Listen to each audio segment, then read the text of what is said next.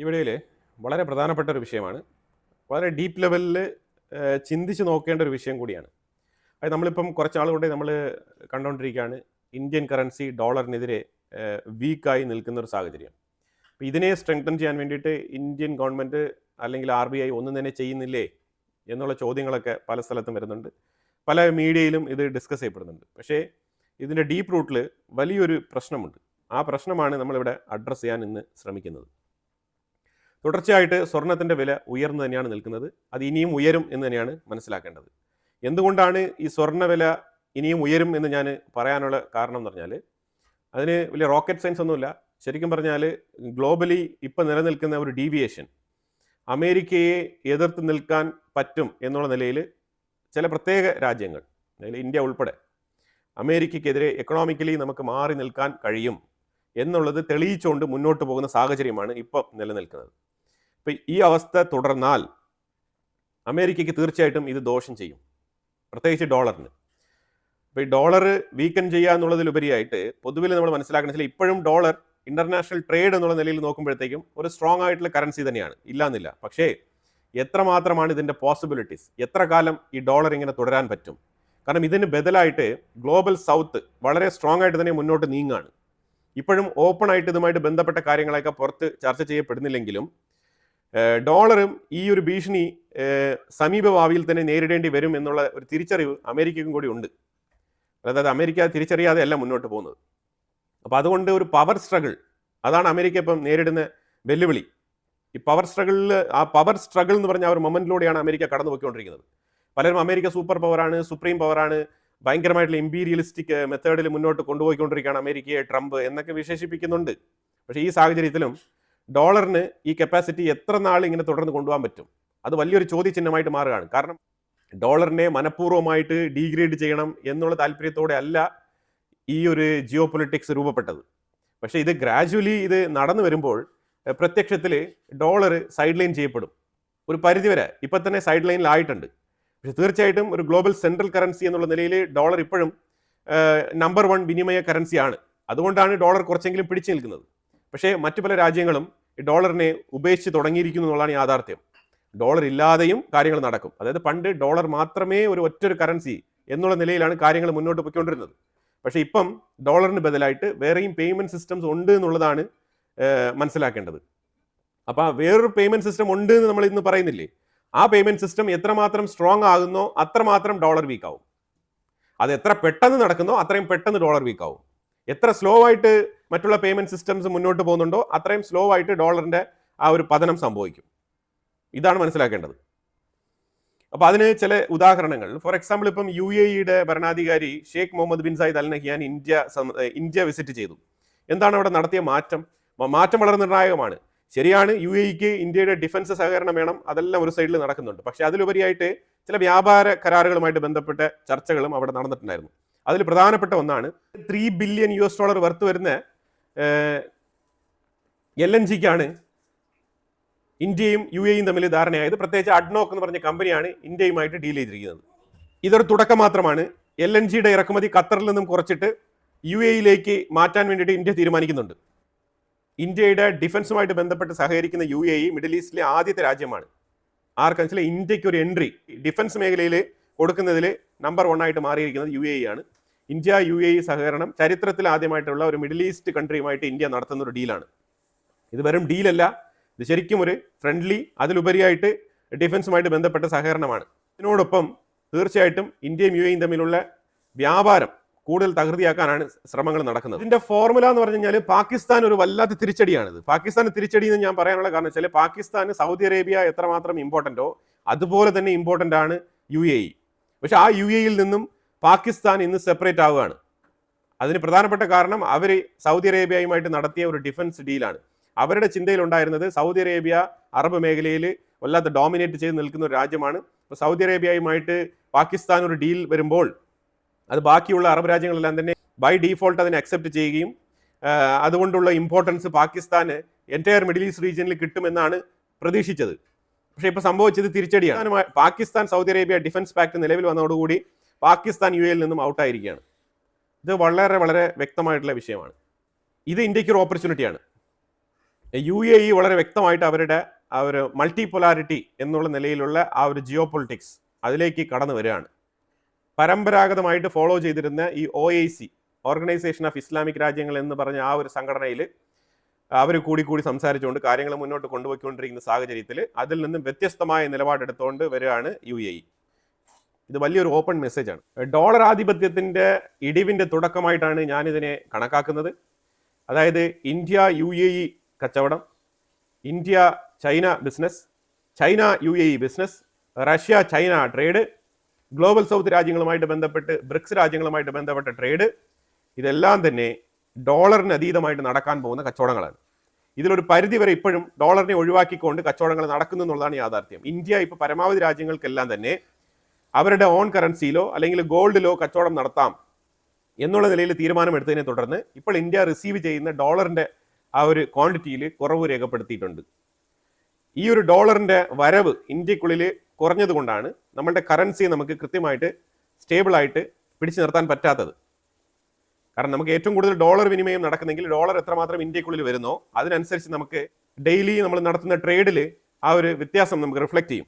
പക്ഷേ ഇപ്പം നമ്മൾ എണ്ണ വാങ്ങിക്കാൻ സ്പെൻഡ് ചെയ്യുന്നത് ഒരു സൈഡിൽ ഡോളർ നമ്മൾ ഒരു സൈഡിൽ കൊടുക്കുന്നുണ്ട്, റഷ്യയുടെ സൈഡിലാണെങ്കിൽ നമ്മൾ റൂബിൾ പേയ്മെൻറ്റോ അല്ലെങ്കിൽ ചൈനീസ് യുവാൻ ഇങ്ങനെയൊക്കെ നമ്മൾ പേയ്മെൻറ്റ് ചെയ്യുന്നുണ്ട്, ദർഹംസ് ഉപയോഗിക്കുന്നുണ്ട്. പക്ഷേ അതേസമയം അവിടെയൊക്കെ നമ്മൾ റുപ്പി തന്നെയാണ് എക്സ്ചേഞ്ച് ചെയ്യുന്നത്. പക്ഷേ അതേസമയം ഇന്ത്യക്കുള്ളിൽ ഇപ്പോൾ നമ്മൾ ഈ ബ്രിക്സിൻ്റെ ആ ഒരു ഫോർമുലയുമായിട്ട് ബന്ധപ്പെട്ട് നോക്കുകയാണെന്നുണ്ടെങ്കിൽ ഡോളർ ഇല്ലാതെ തന്നെ കച്ചവടങ്ങൾ നടക്കുന്നുണ്ട്. അതുകൊണ്ടാണ് റുപ്പി ഒരു അൺസ്റ്റേബിൾ ആയിട്ട് ഇങ്ങനെ തുടരുന്നത്. അല്ലെങ്കിൽ ഇന്ത്യ ഇത്രയും കൂടുതൽ എക്സ്പോർട്ട് നമ്മൾ ചെയ്തുകൊണ്ടിരിക്കുന്ന സാഹചര്യത്തിൽ എന്തുകൊണ്ടാണ് നമുക്ക് ഡോളറിനെതിരെ അതും ഡോളർ വീക്കായി നിൽക്കുന്ന ഒരു സാഹചര്യം? ഡോളർ വീക്കാണ്, അന്താരാഷ്ട്ര മാർക്കറ്റിൽ ഡോളർ വീക്കാണ്. ഗോൾഡാണ് വളരെ സ്ട്രോങ് ആയിട്ട് മുന്നോട്ട് പോയിക്കൊണ്ടിരിക്കുന്നത്. ഗോൾഡ് സ്ട്രോങ് ആണെങ്കിൽ ഡോളർ വീക്കാണ്, അതാണ് മനസ്സിലാക്കേണ്ടത്. എന്തുകൊണ്ടാണ് റുപ്പിക്ക് ഇടിവ് നേരിടേണ്ടി വരുന്നത് പറഞ്ഞാൽ ഇതാണ് സംഗതി. കാരണം ഇന്ത്യക്കുള്ളിലുള്ള ഡോളറിന്റെ വരവ് കുറയുന്നുണ്ട്. മറ്റുള്ള രാജ്യങ്ങൾ പണ്ട് നിർബന്ധമായിട്ടും ഡോളർ വെച്ചിട്ടാണ് ഇന്ത്യയുമായിട്ട് കച്ചവടം നടത്തിക്കൊണ്ടിരുന്നത്. അവിടെയൊക്കെ ഈ ബ്രിക്സ് രാജ്യങ്ങളുമായിട്ട് ട്രേഡ് ചെയ്യുന്ന രാജ്യങ്ങൾക്കെല്ലാം തന്നെ അവിടെ ഡോളർ ഉപയോഗിക്കണം നിർബന്ധമില്ല. അതുപോലെ തന്നെ മറ്റു പല രാജ്യങ്ങൾക്കും അതുപോലെ ഗ്ലോബൽ സൗത്തിൽ കിടക്കുന്ന പല രാജ്യങ്ങൾക്കും ഇന്ത്യ ഇപ്പം ഡോളർ നിർബന്ധമല്ലാതാക്കിയിട്ടുണ്ട്. അതുകൊണ്ട് തന്നെയാണ് ഈ ഒരു അവസ്ഥ തുടരുന്നത്. ഇനിയിപ്പോൾ എന്താണ് ചെയ്യേണ്ടതെന്ന് വെച്ചാൽ ഗവൺമെന്റിന്റെ കയ്യിലുള്ള ഡോളർ തന്നെ ഇറക്കി കളിക്കേണ്ടി വരും. ലോക വ്യാപാരത്തിന്റെ കേന്ദ്രം ഇനി ഡോളർ മാത്രമല്ല, ഗ്ലോബൽ സൗത്ത് രാജ്യങ്ങൾ പകരം വഴി തേടുന്നു എന്നുള്ളതാണ് യാഥാർത്ഥ്യം.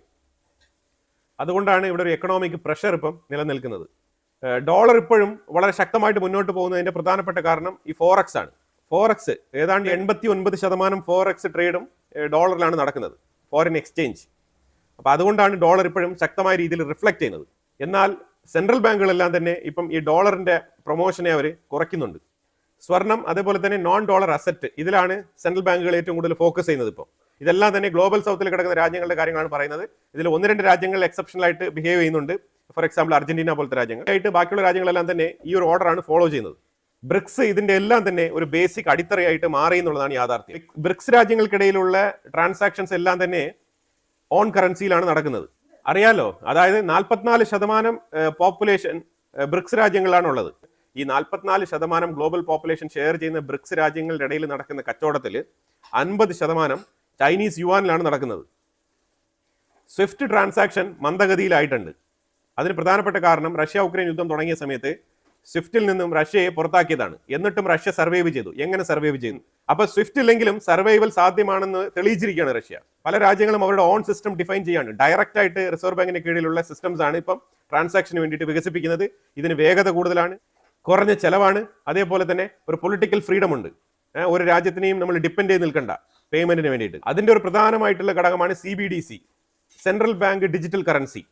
പല സെൻട്രൽ ബാങ്കുകളും ഡിജിറ്റൽ കറൻസി ഇഷ്യൂ ചെയ്ത് തുടങ്ങിയിട്ടുണ്ട്. ഇത് ബ്രിക്സിന്റെ കറൻസിയോ അങ്ങനെയൊന്നുമില്ല. ഓരോ രാജ്യങ്ങൾക്കുമുള്ള ബദൽ കറൻസി, ഡിജിറ്റൽ കറൻസികൾ. ഇപ്പൊ നമുക്ക് ഇന്ത്യക്ക് തന്നെ ഇന്ത്യയുടെ ഡിജിറ്റൽ കറൻസി ഉണ്ട്, ചൈനയ്ക്ക് ചൈനയുടെ ഡിജിറ്റൽ കറൻസി ഉണ്ട്, ബ്രിക്സിന്റെ ഡിജിറ്റൽ കറൻസി ഉണ്ട്. അത് മോസ്കോയിൽ വെച്ചിട്ട് കഴിഞ്ഞ തവണത്തെ സബ്മിറ്റിൽ റിലീസ് ചെയ്തതാണ് മിസ്റ്റർ പുടിൻ. ഈ ഡിജിറ്റൽ കറൻസി വഴിയാണ് ഇപ്പോൾ പരമാവധി ട്രാൻസാക്ഷൻസ് പ്രോത്സാഹിപ്പിക്കപ്പെടുന്നത്.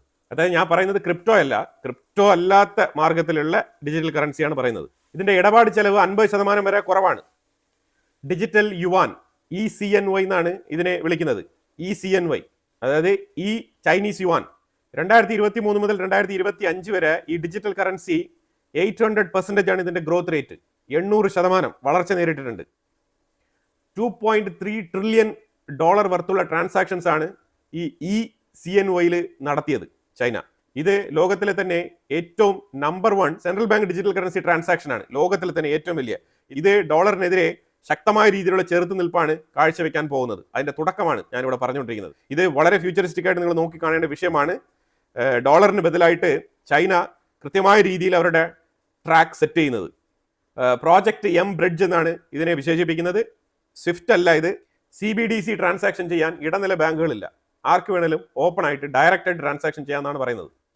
2025 $55 ബില്യൺ ഇടപാടുകൾ മാത്രം നടത്തിയിട്ടുണ്ട് ഈ ECNY central bank digital currency മാതൃകയിൽ ചൈനയാണ് നടത്തിയിരിക്കുന്നത്. അതുപോലെ തന്നെ നമ്മൾ വെസ്റ്റ് ഏഷ്യയെ ഫോക്കസ് ചെയ്ത് നോക്കേണ്ടതുണ്ട്. വെസ്റ്റ് ഏഷ്യയിൽ നിർണായകമായിട്ടുള്ള മാറ്റങ്ങൾ അതും പേയ്മെന്റ് സിസ്റ്റത്തിൽ നടക്കുന്നുണ്ട്.